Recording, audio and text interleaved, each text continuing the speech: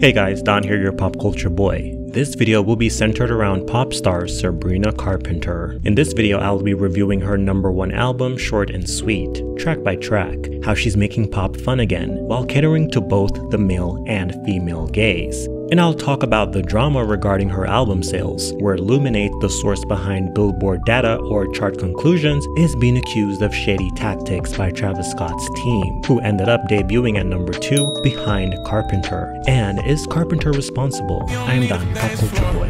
Let's get into it.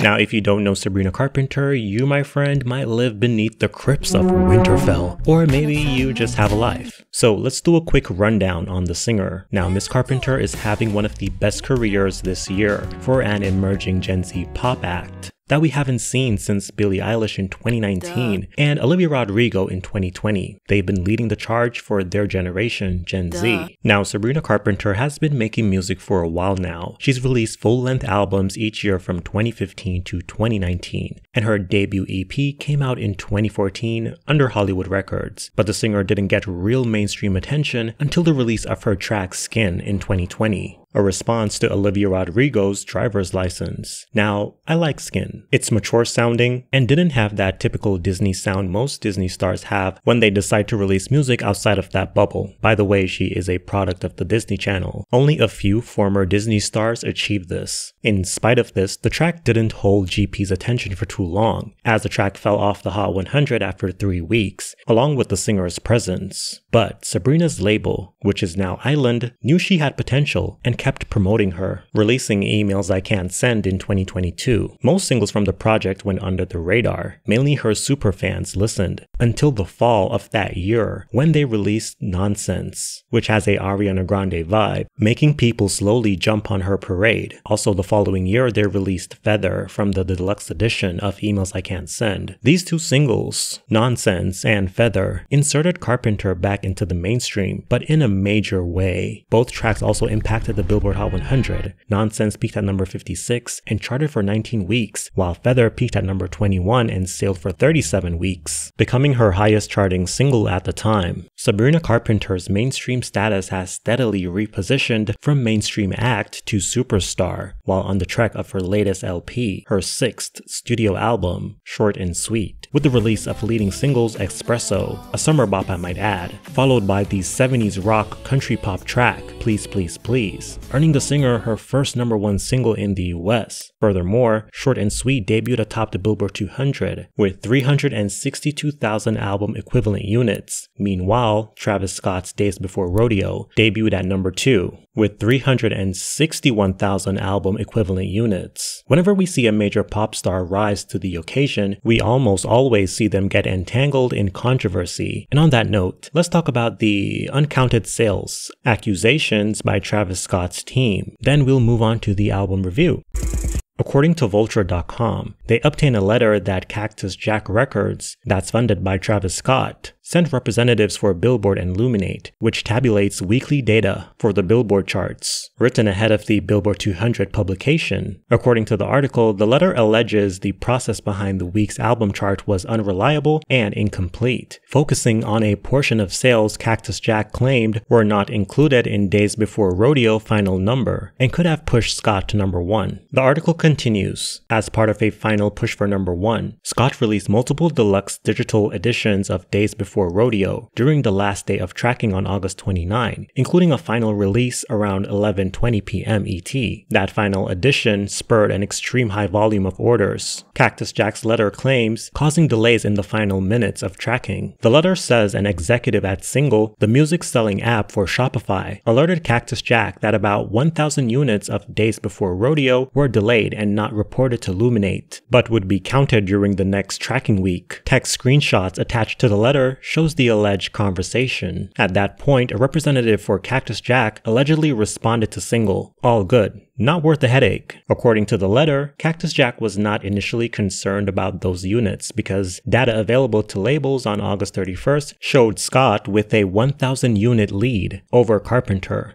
After independent retailers' numbers were reported on Sunday, Carpenter had taken the lead. While data like streaming numbers are reported to Luminate every day, indie record stores only report sales at the end of the week. The letter suggests Carpenter's indie sales had been weighed more heavily than a normal album sale, even though Luminate stopped that practice at the beginning of 2024 to improve accuracy. It clearly bumped Sabrina's final numbers of units just above Travis by almost the exact amount of units we erroneously lost. That would have counted towards week 1, the letter says. The article went on to explain that 1,291 units of Travis Scott's Days Before Rodeo were not counted, i.e. compromised. But the thing is, Travis Scott's team sent off their numbers between 11:45 and 11:59 p.m. Travis' label tried to get their numbers corrected by contacting Luminate, but the company refused, saying Cactus Jack submitted their data late. Cactus Jack also stated Single tried to rectify the delay issue to no avail. Cactus Jack made it clear that they were able to get delayed units counted before, for the final numbers of Travis Scott's Utopia album. However, it was done before data was sent out to other labels. The article ends with, Cactus Jack's letter adds that it is especially concerning that the Luminate employee who Cactus Jack and Single corresponded with had previously worked for Carpenter's label Island Records, alleging he would have a personal incentive for Carpenter to earn a number 1. According to the employee's LinkedIn, he left Island in May 2021, 4 months after the label signed Carpenter in January. Now, my thoughts. Now, what do I think about this? Is it possible that there is possibly favoritism or flat-out manipulation going on here? Possibly. These labels and artists are chart-obsessed, as this article proves, seeing how much multiple versions both parties released before Billboard's final update. Everyone wants the number 1 album. If you have the number 1, it means you are the shit at a moment, and your status rises to a higher level in the music industry. Yes, the employee does seem suspicious, but again, the man doesn't work with Island anymore, and we can only assume if he still has a relationship with Island. But I don't think it's far-fetched, and I find it interesting that Sabrina tweeted, "This one's for Nicki," which is an obvious response to the chart battle that involved Nicki Minaj and Travis Scott in 2018.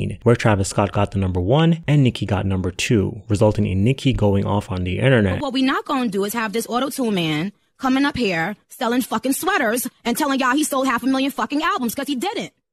And now the tables have turned, as Travis Scott is now crying to the media because now he feels cheated. And Days Before Rodeo is a re-released mixtape that came out in 2014, by the way. Personally, I don't care. You know, Travis' team is saying one thing, the retailers are saying this, and Luminate is saying rules are rules. I see this as this is all just cults, and their members arguing with each other. Has nothing to do with me. Moving on. Now, what I like about Sabrina Carpenter is that she has secured the fun lane in pop music, which is kind of unoccupied right now, making it easier for her to stand out. The last females in pop music that was making fun pop or pure bubblegum was Katy Perry and Ariana Grande. More recently, Ari's 2019 Thank You Next and 2021's Positions. But those albums leaned on more of an edgy and sexualized nature. Those projects also borrows a lot of trap influences. So they aren't really pure pop, but it was the closest we got to pure pop in the mainstream from a major artist. And when it comes to Katy Perry, we all know Katy Perry is the queen of bubblegum. It's just that the music now is way too basic for today's listeners. And to be real, the new music Katy Perry's putting out, nah, Katy has lost the sauce. Another artist who qualifies for this conversation of fun pop is Tay McRae. She makes fun pop music, but it also walks the lines of edgy, emo, and sex appeal. By no means am I saying Sabrina is basic or does not have sex appeal. What I'm saying is she doesn't tip the scales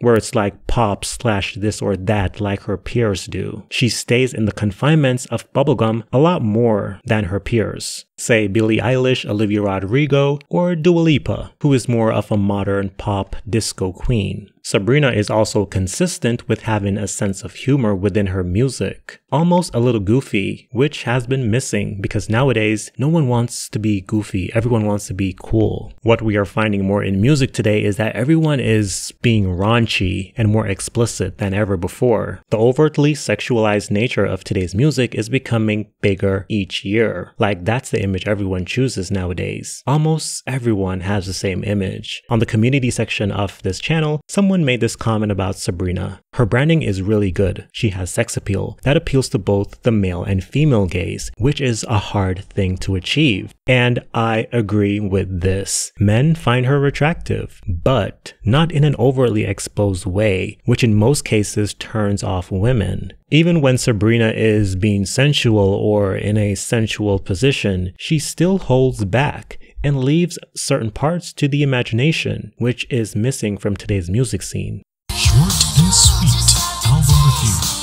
Let's dive in. Now on to the album. The album opens with Taste. Oh, shit.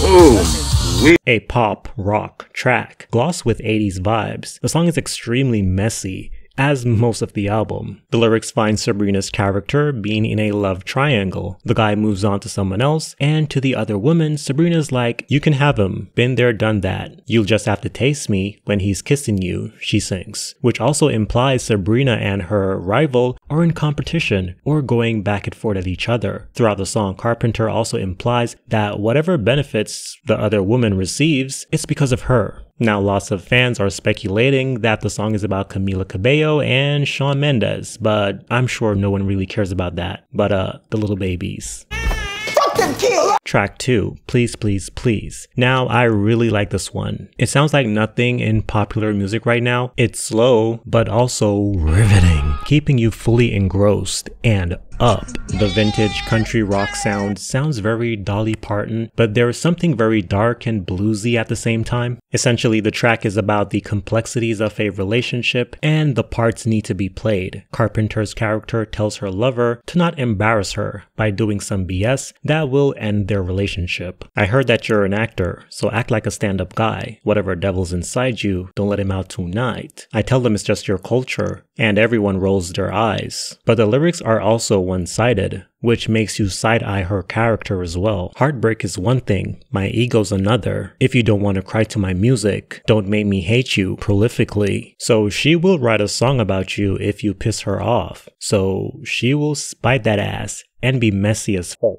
Good Graces, the 4th track. Now this is probably the most fun track. Like, when you say fun, this is what comes to mind. And it has like this Powerpuff Girls superpower vibe punch to it. Now the track shares the same sentiments of Please Please Please, but a lot more aggressively brutal with the lyrics and vibe versus the more concerned tone of Please Please Please. On Good Graces, she's saying, "I will drop you in a heartbeat and not give a fuck." Also, this is very Ariana Grande-esque, but I also hear a little bit of Summer Walker in terms of how effortless it was sung by Carpenter. Oh, and Good Graces is definitely 2000s inspired, and this is how you do it. If you want to revisit the 2000s, this is how you do it. So good, so infectious. Sharpest Tool is one of the more chill songs, and I like the laid-back nature of it. The first 3 were very strong tracks, and it's like we were taking a break on this one, you know, to calm down a bit. But the track is about she basically being with an idiot or a fuckboy. On Coincidence, the 5th song, oh my goodness, I love this song. It reminds me of my childhood. It reminds me of the movie Easy A.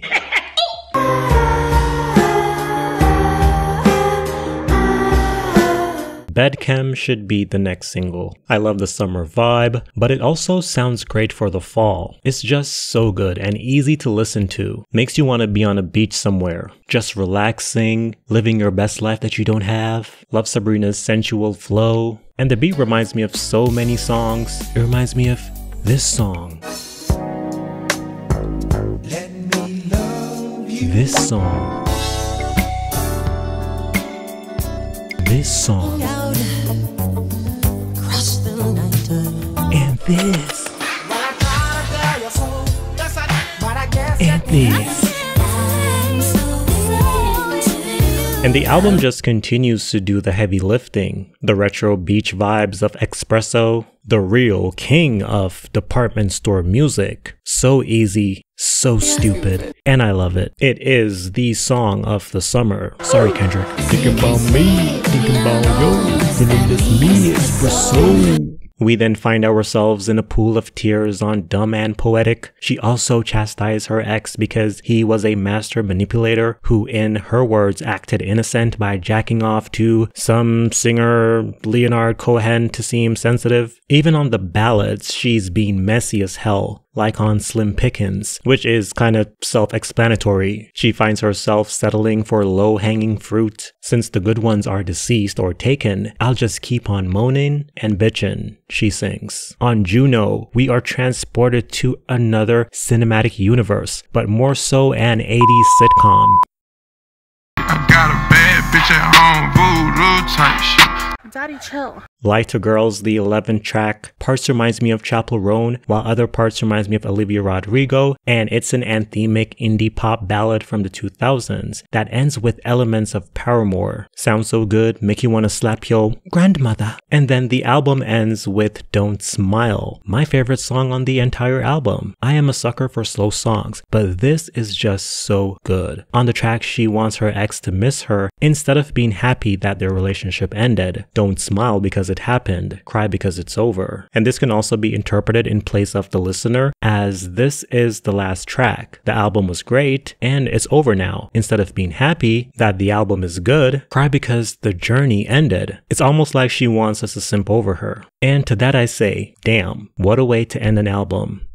Every song on this album got a star for me. However, my top 3 are Taste, Please Please Please, Good Graces, Sharpest Tool, Coincidence, Bedchem, Espresso, Dumb and Poetic, Slim Pickings, Juno, Don't Smile. Those are my top 3. Short and Sweet is like a soundtrack, only it's not for a movie, but the soundtrack to Sabrina's life. It's cinematic and reminiscent of past times and better times. She might have named this album Short and Sweet, but with how scandalous and messy the lyrics are, it should have been named Short, but not so sweet, or Short and Messy as fuck, with its theme of revenge or payback and egocentric lyrics. But I guess those themes made it fun and intriguing. Short and Sweet is one of the best pop albums I've heard in a while, and it will go down in history as a pop classic. What do you think? I look forward to reading your comments. I am Don, your pop culture boy, or your pop culture whore, and I will see you in the next one.